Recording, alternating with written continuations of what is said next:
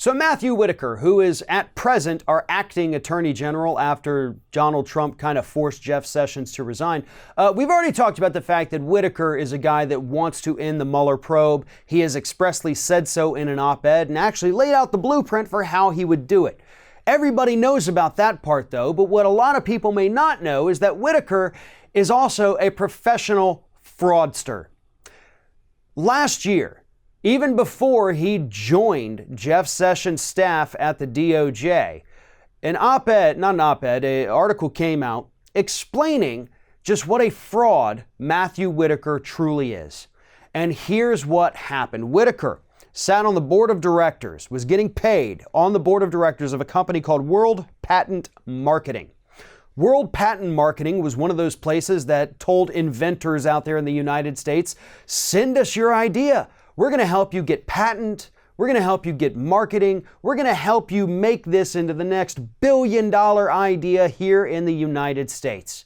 So thousands of wannabe inventors, wannabe, innovators in the United States sent their ideas down to this company, paid them thousands of dollars while Whitaker was sitting on the board, and then they did nothing. They pocketed these people's money, and they didn't do anything. They did nothing that they promised. And we know they did nothing that they promised because that's what came out from a Federal Trade Commission lawsuit against this company. So the federal government itself had to step in and sue this company that Whitaker was on the board of directors of because they were scamming consumers. They were scamming people with good ideas because they themselves didn't have any good ideas, and the only way they knew how to make money was to take advantage of people with good ideas. And it actually gets even worse than just that.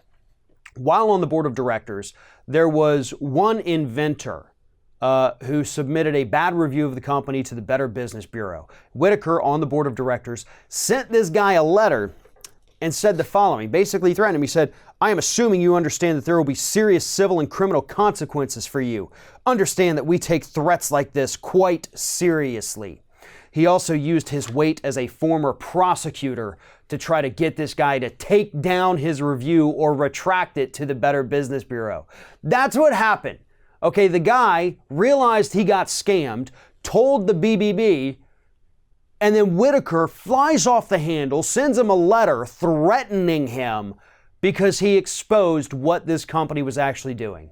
And ladies and gentlemen, this is the man who, as of right now, and for the short-term foreseeable future, is going to be our Attorney General of the United States.